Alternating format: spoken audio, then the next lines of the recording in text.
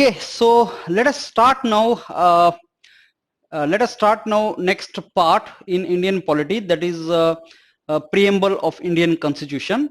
You know, first couple of videos I discussed entire philosophy of Indian political system, Indian polity, what we are going to study in Indian polity, Constitution, how it was formed, Constituent Assembly, what are the rights and duties of citizens, what is union, what is state, what are the various parts of constitution, what are the various schedule.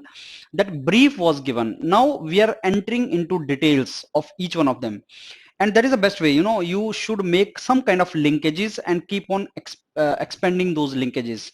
So like we talked a little bit about preamble in previous videos, and now I'm going to enter into little detail of the Indian preamble of Indian Constitution. Let me tell you preamble hai kya. You know, whenever you write any book, then you write the preface of that book. I mean, the first chapter you write, first introduction you write. In that preface you write everything that what is there in the book, why the book is written, what you are going to get out of this book. Similarly, preamble is the introduction to the constitution. If you read the preamble, you will understand that our founding fathers, those who wrote constitution in the Constituent Assembly, they kept on writing it for almost 3 years. There were approximately 300 people who kept on writing. I mean, 300 people started, and then it was a little less or more, but approximately that number, and they kept on spending a lot of time. There were so many committees formed, and what they wanted, what kind of country they wanted, what they wanted to give to the people, what they expected from people, that everything is written in the preamble. It's a horoscope of the nation. It is the janam patri of the nation. कि हमारा nation कैसा होगा. You know what is a horoscope? It tells you what kind of person you are going to be. He's going to live long, he's going to be strong, he's going to be intelligent, he's going to have this good thing, bad thing, pitfalls. These are the challenges in his life. That is all his horoscope. Same preamble is a horoscope of any nation. So let's go in detail of that. So you know, preamble, we the people of India, that is how it starts. Having solemnly resolved, that means we have agreed upon. And we the people of India means what? The 300 people which I'm talking about, they were our representative. Though they were not elected directly, people did not elect them, they were nominated or they were indirectly elected. Like Rajya Sabha MP, we do not directly elect. Our MLA, our representatives, they elect further the members of parliament in Rajya Sabha. Similarly, provincial legislative assemblies, that time state legislative assemblies, there used to be members, and they further elected some members for constituent assembly. So if somebody asks you that constitution में जो constituent assembly था, जिसने constitution लिखा, that assembly which wrote constitution, उसके members directly elect किए गए थे या indirectly? Answer is indirectly elected and nominated. ये दो category उसमें था. So they all came to some conclusion. To constitute India, we want to make India as what? Sovereign, supreme, socialist, to take care of the people, secular, all religion are equal, democratic, rule of the people, by the people, for the people, republic, representative of the head is the representative of the people, public ka representative, head of the state. So this is our country. Somebody asks you, what is a country? We are secular, that means we respect all the religion.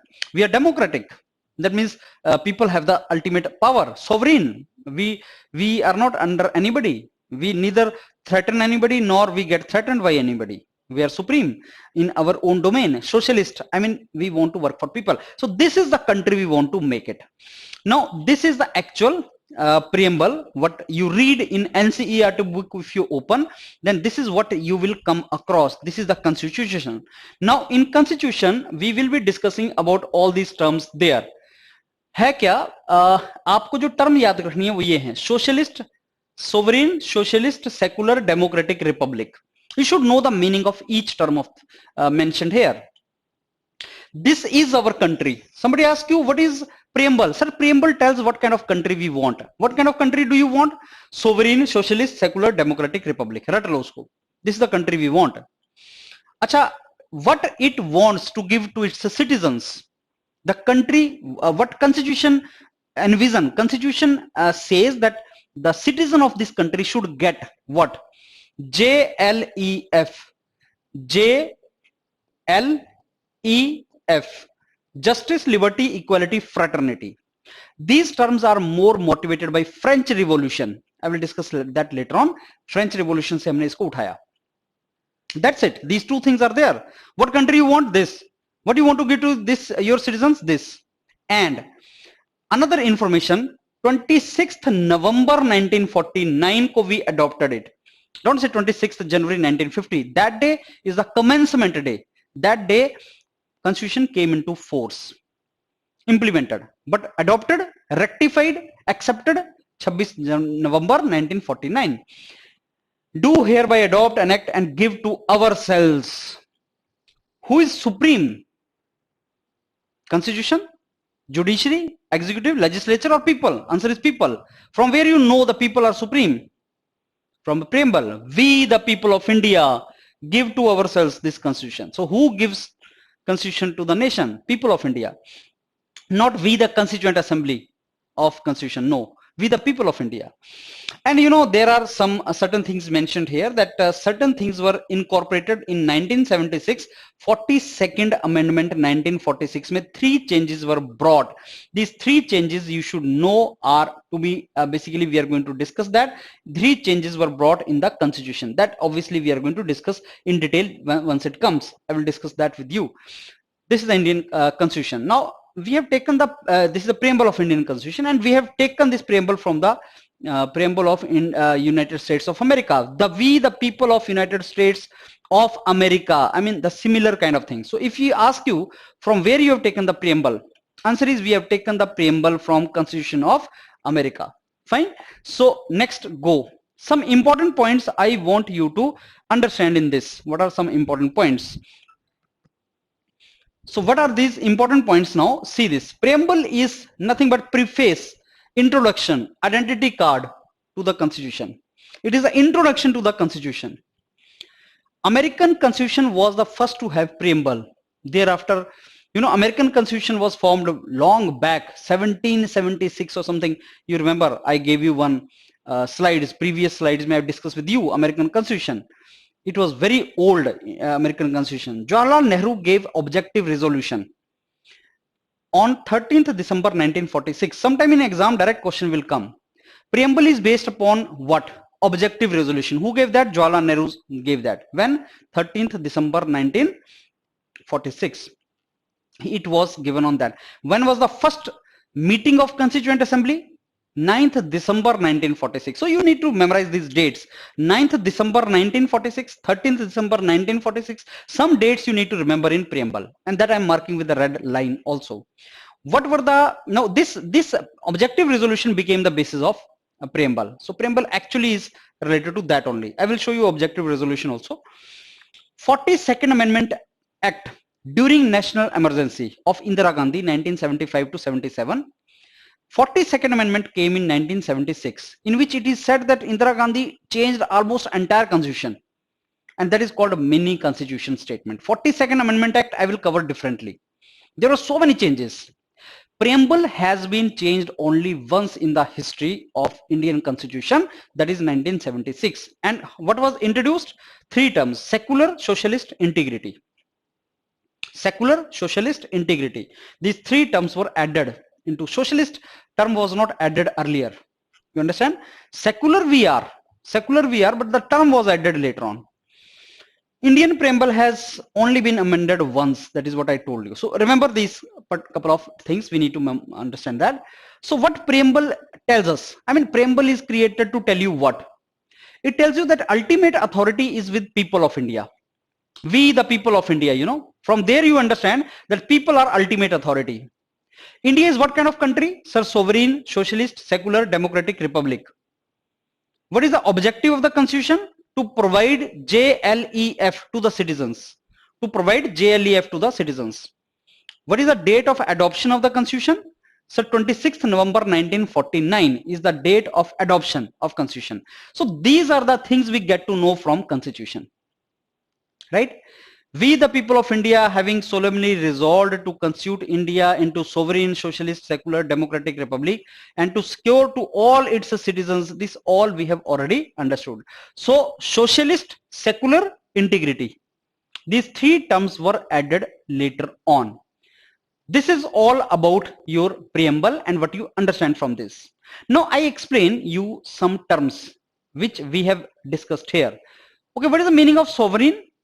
Sir, sovereign means that we as India, we are not under any particular country, or nor we threaten any particular country. We will never say that, okay, we are powerful, so we will encroach upon Nepal. We will not do that. Nor we will let China encroach upon our territory. We will not do that. We will not let that happen. So we do not fear any country. We do not make other country fear from us. We are sovereign in our, we can take our own decision independently, and we are independent in our domain. No authority above us, and we can take independent decision. Then sir, what is Commonwealth of Commonwealth nations? You know, wherever British used to rule, earlier, like India, Pakistan, Bangladesh now, so wherever they used to rule, all those countries, 50 plus country, came together to have some kind of identity, and they said, okay, let's make a Commonwealth nations. The king or queen of England will be head of Commonwealth states, and we agreed to that. Okay, we make you head of the Commonwealth, but that is not compromising our sovereignty. That we agreed on our own. The moment India got independent and we became dominion status, we said, okay, we accept it. United Nations, yes, we are member of United Nations. So does that mean we have compromised our sovereignty? No. India is a part of United Nations, India is part of Commonwealth nation, but that does not mean we compromised our sovereignty. Sovereignty का मतलब क्या हुआ वो मैंने आपको बता दिया. That means we are not under anybody. Socialist. Socialist is very important term. Let me tell you socialist word का मतलब क्या था. Social, society, related to that. Socialist thinking is that thinking in which you talk about people. In a country, nobody should be very rich, nobody should be very poor. I mean, everybody should have equal distribution of the resources. Wealth should be equally distributed, and government should think about everyone, and government should in fact think more about the poor people. Socialist nation, socialist country is that country which talks about poor people and take care of them. Sir, what is the reverse of that? Maybe communist, maybe capitalist, which is the economic model. So capitalist term is related to economy. That means whosoever private player wants to grow very rich, let them grow very rich. So government is not having any responsibility. Government says, if you have capability, grow rich. That is capitalist society, something like America, capitalist society. Now socialist has two meaning. Meaning number one, where state or country or government has lot of control to the extent of compromise of even some rights of the people. Suppose I started growing very rich. The state says, no, how can you grow so rich? I take wealth from you and distribute it into people. That can also be there. Another socialist pattern is, no, if you want to grow rich, you grow. So that particular model where government is also playing role, private player is also playing role, mixed economy, that is called a mixed economic model. So India में mixed economic model है. Have you not seen in India there are private school and government schools? Who cannot afford high cost in private schools, government has a school for them. Not only that, let me tell you, even government asks the private schools to give some number of seats to the poor people, where they are to educate poor people under right to education with less fees or no fees. That is a typical example of socialism.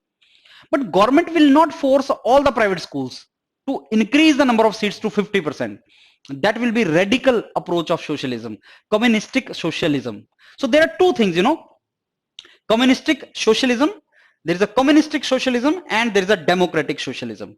If I press the private school to give admission, 50% admission to the poor people, or else we will not let you work, that is called communist socialism. Community has so much power. Community, I mean, where more people are there, where community, society, government will put more pressure. Democratic means no, yaar. Private school also has freedom. They also have their rights. So government makes some kind of balance. In India, you have democratic socialism. Democratic socialism. I mean, government is to think about people, but not at the cost of rights of the people. Take care of everybody. If Ambanis can grow very rich, let them grow very rich. Who can stop them? Unless until they do unethical things, they can grow rich. They are capable. Let them grow rich. Who will stop them? So this is how it goes. So there is a government hospital, there is a private hospital. Wherever private player wants to play wants to grow, they can grow. Wherever private is not playing, I mean hospitals, schools, infrastructure, private cannot create or is not interested to create because profit is not there, government will step in. That is the socialist pattern. Remember one thing, that in Avadi session in 1955, socialist word was first time, socialist pattern of society was first time mentioned in Indian National Congress. So Indian National Congress said that we want to create socialist pattern of society where government takes care of the people, and that is how public sectors came, government institutions came, everything came. Now the trend after 1991, privatization, liberation, globalization. 1991 May, after that, all these things started. 1991, Manmohan Singh ji was finance minister and PV Narasimha Rao ji was the prime minister, and LPG started. Liberalization, privatization, globalization. We started opening our economy. That means we will not put much pressure on government or public sector to do the things. Private player can also come. Private player can also come. Presently, now with the BJP government, like when Vajpayee Sahab was prime minister, Vajpayee Sahab, I think 1999 to 2004, first time we started talking about the disinvestment, privatization. Privatization was earlier also, but more has happened during BJP government, and now presently BJP government is talking more about privatization. I mean, public sectors will be privatized and they will be in that particular domain they will work. So public sector are to be sold and privatization is to be increased, or stake of government is to be reduced. That is more a trend now. So socialist pattern was let the government play more role, something like that. In India, you have more Gandhian socialism. What is the meaning of Gandhian socialism? Where you talk more about people, their welfare, egalitarian society. के लोगों के लिए society होनी चाहिए. Government is to take care of people more. But then you will say कि sir, America में तो government ज़्यादा take care करती है, India में नहीं करती. That is a different story. There people pay more tax, and hence government has money, and that money is spent on the people itself. So who takes care of garden, who takes care of localities? Because you pay tax, so government is rich. In India, government is not rich. Government does not have resources. Even some natural calamity comes, then government asks people only to give money, like Prime Minister Relief Fund, or recently a fund is created by Prime Minister. So that money people collect, and then that is how it all goes.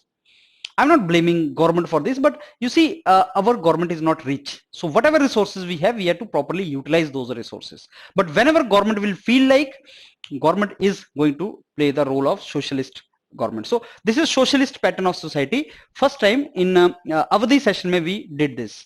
What is secular? You should not misunderstand the meaning of secular. Secular does not mean that government does not have any religion, or government does not respect any religion. Government says religion is your personal matter and we respect all religion equally. For government, Hinduism, Islamic religion, or this Christianity is all the same. Government gives equal value to all the religion. Everybody has freedom of religion. So that is our fundamental right, 25 to 28.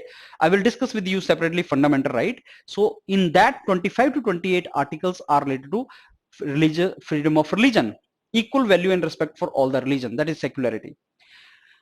What is democracy? The great president of US, Abraham Lincoln, once defined what is democracy. He said, it is the government of the people, by the people, for the people. That is what the democracy is. Now, democracy means the power should be there with the people, and democracy is normally of two types: direct democracy, indirect democracy. Direct democracy, in which people play role into the basically running of the government or taking decision making, may people have direct role. Have you not seen Panchayati Raj? Maybe some of you must have gone to Panchayat. There is a Gram Sabha. Gram Sabha is the group of voters in Panchayat. If you are a voter of Panchayat, you are a member of Gram Sabha. You sit together and Panchayat members also sit.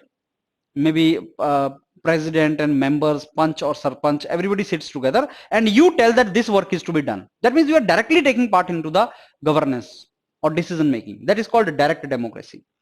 Indirect democracy you observe in state legislative assemblies and parliament.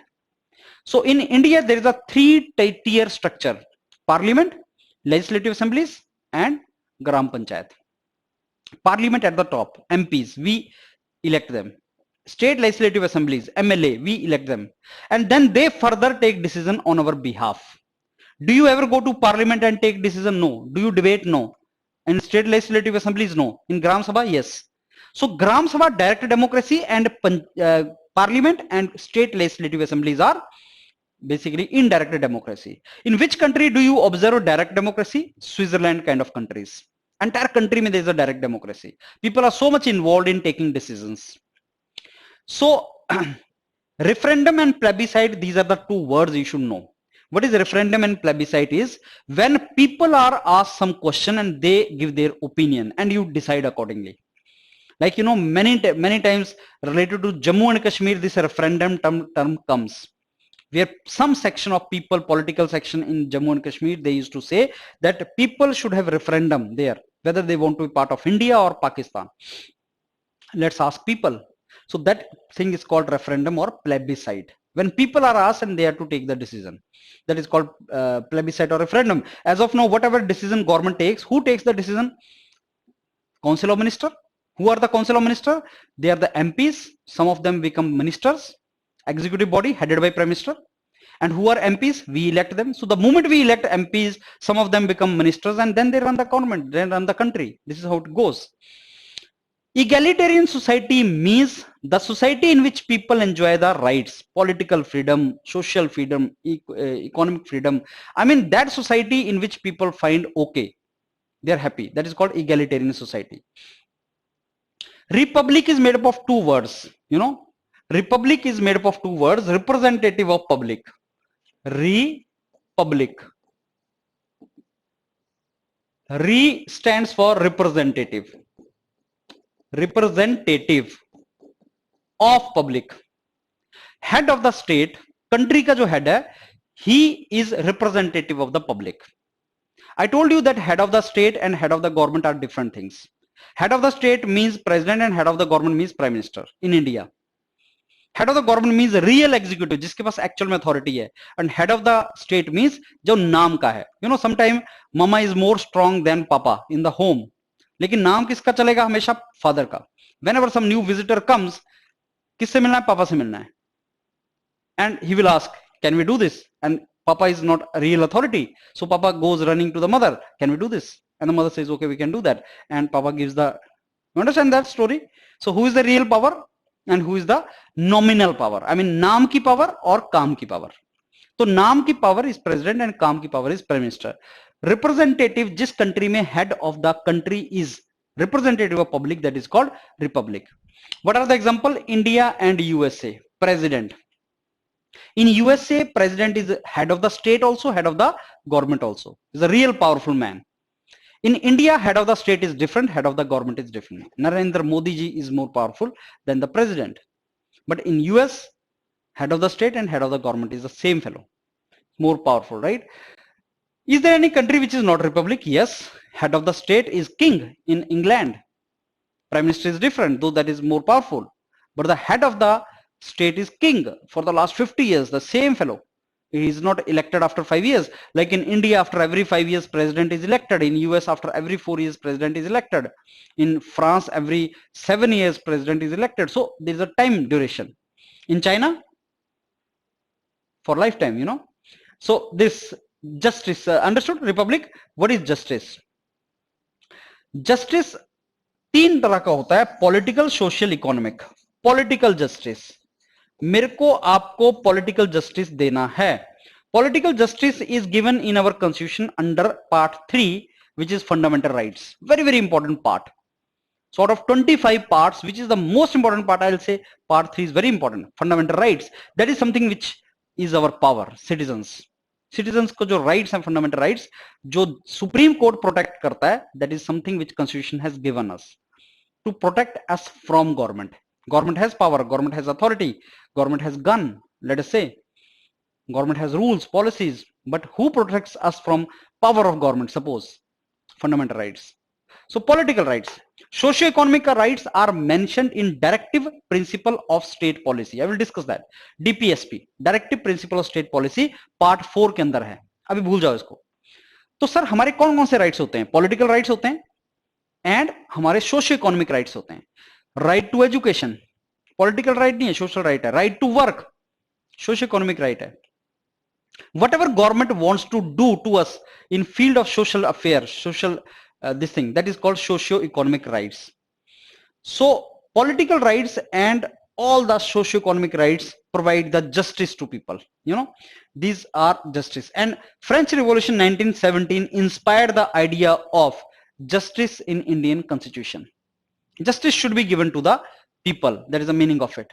So these are the parts of that. Okay, what is liberty?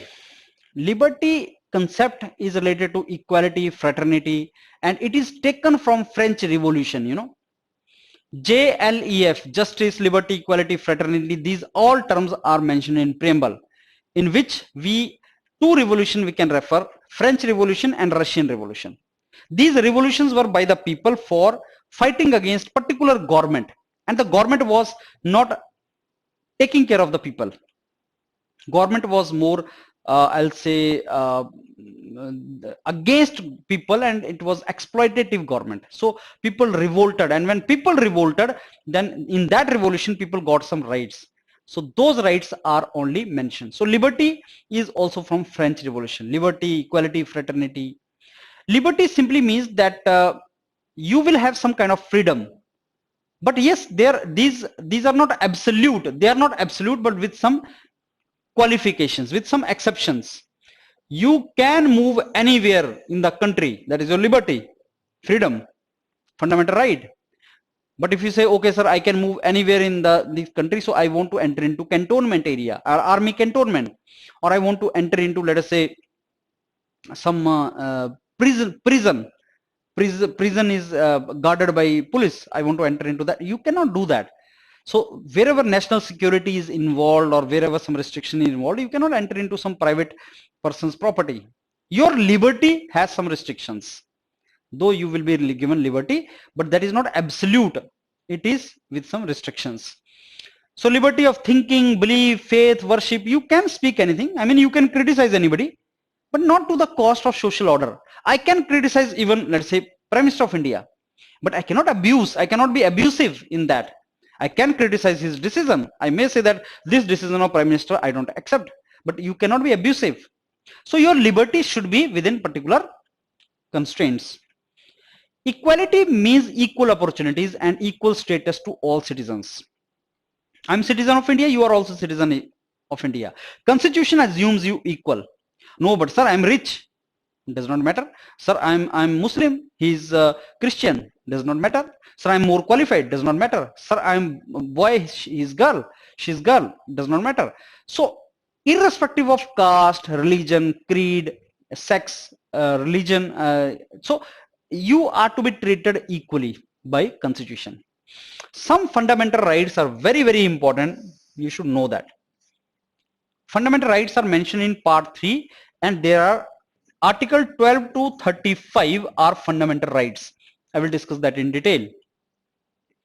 Article 14 is equality before law. As I told you, to keep on chewing, keep on absorbing whatever terms are coming. और जब हम detail fundamental right करेंगे तो आपको लगेगा हाँ sir ने पहले बात किया था, पार्ट 3 की बात किया था, आर्टिकल 12 टू 35 का बात किया था, ये आर्टिकल के बारे में बताया था. तो थोड़ा सा 5% you know, then later on when we come to that you will understand more. Article 12, 14, equality before law. Article 15, prohibition of discrimination on the grounds of this. You will not discriminate somebody only on the basis of this. You will not discriminate that. You will not say, so I will not attend to you because you are, let's say, Christian, or you are Hindu, or you are Muslim. I will not entertain you. I will discriminate against you because you are a girl. I cannot do that. Article 15 says you cannot do that. Article 16, equality of opportunity in public employment. Whenever you have to take job, you have to be treated equally. Caste, is not to be given any kind of reason for discrimination. But sir, caste SC/ST को तो reservation है, OBC को reservation है. These rights are not absolute. These rights are not absolute except Article 17 and Article 24. These are absolute. Under no situation you can avoid them. Article 17 is absolute. Abolition of untouchability. You cannot practice untouchability. He is untouchable. You cannot do that. In any situation can you do that? No. So that is absolute. Article 24 is also, I'm going to discuss with you later on. So this Article 16, 14, 15, 18, these all are basically, I think 18 have written wrongly. 18 is not abolition of untouchability. This is wrongly have written. So these are not absolute laws except 17 and 24. So this Article 18 is basically related to titles. I mean, you cannot accept a title or something. Why? Because if the moment you start accepting title like Sir Vijender Singh, now sir which you call me sir, that is basically respect. You know, as a teacher you call me sir, but कुछ लोगों के नाम के साथ sir लग जाएगा. Sir Cripps, Sir Alexander. You know, earlier that designations British used to give. Many times British requested Sachin Tendulkar, Sunil Gavaskar that they be given the title of sir, but they have not accepted because as per our constitution we cannot accept title. Why? Because the moment you accept title, it looks like you are separate from others. I mean, you are different from others, but that is not part of equality. So equality before law, prohibition of discrimination on these grounds, equality of opportunity in public employment, they are basically the fundamental rights and promote the equality. Equality is not only mentioned under fundamental right, this is also mentioned in directive principle of state policy, right? Now, fraternity means brotherhood. Fraternity means brotherhood, that means good thing in the society. We need to take care of one another. We need to basically think of one another. That is called fraternity, bhaichara. So that is the spirit of Article 51. In the fundamental duties also it is mentioned. Fundamental duties were added later on. Swaran Singh Committee recommendation, as I've discussed, I think 42nd Amendment Act 1976 mein fundamental duties were added under Article 51A. What is the meaning of A? Means amendment. It is also related to unity and integrity of nation, because when there is a fraternity, you talk about country. You will talk about country only if first you talk about the community. I mean, first you are togetherness. You are roaming around in Italy. Indian comes. Oh, yaar, ye to Indian hai. You understand? That fraternity. And the moment it comes, oh, ye to Indian hai. Don't you think unity and integrity is also related to that? I take care of my country. जब भी लड़ाई लगेगी Pakistan China के साथ suppose लड़ाई हुई तो हम सब इकट्ठे हैं. We will fight together. कोई कंट्री अगर हमारे ऊपर अग्रेशन करने की ट्राई करेगा, we all are together. भाई तू कौन है? मैं तो हरियाणा से हूं. तू कहां से? मैं तो महाराष्ट्र से हूं. Are you Haryanvi or Maharashtra fellow? That time in Indian Army? No. Indian Railway, Indian Army. Does the state matter? No. It is all same Indian. So that is fraternity.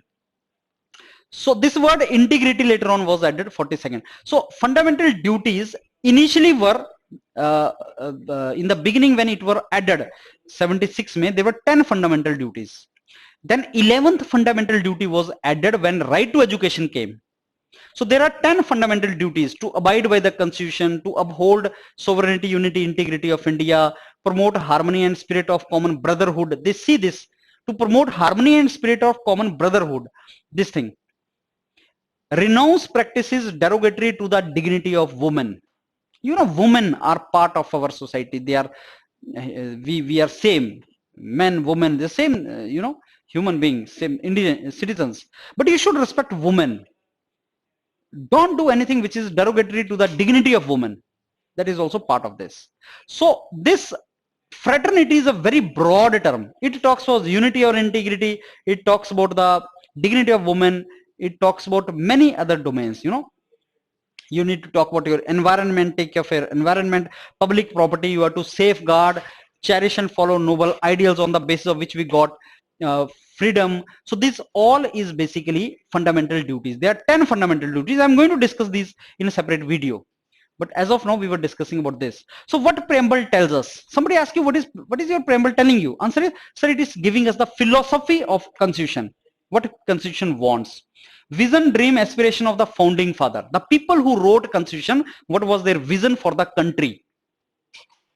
Fundamental values of the constitution. Our country is a secular country. That is our value, you know. Horoscope of basically a country. Who told that? K.M. Munshi. Horoscope, as I told you. It is the soul of the constitution, you know. Body is constitution, but the soul is preamble.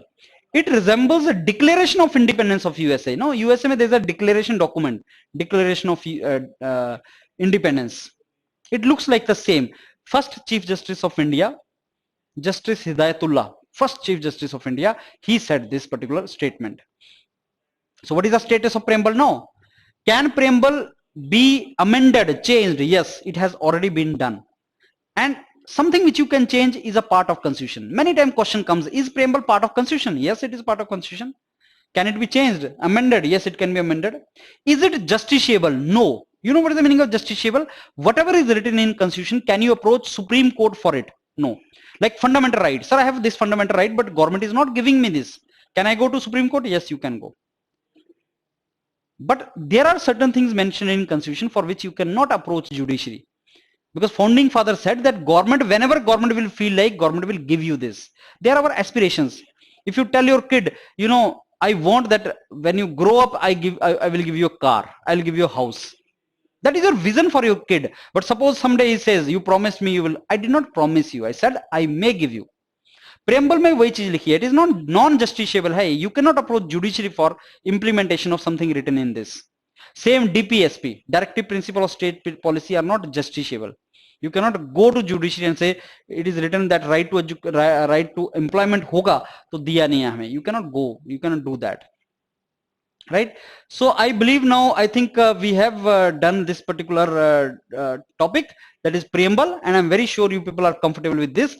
Keep learning slowly till your level increases. Polity is a very beautiful subject, very easy subject. You will understand it very easily. And one day I'll go for marathon questions. I mean 500, 600 questions. You will understand the entire gist of this topic. Thank you.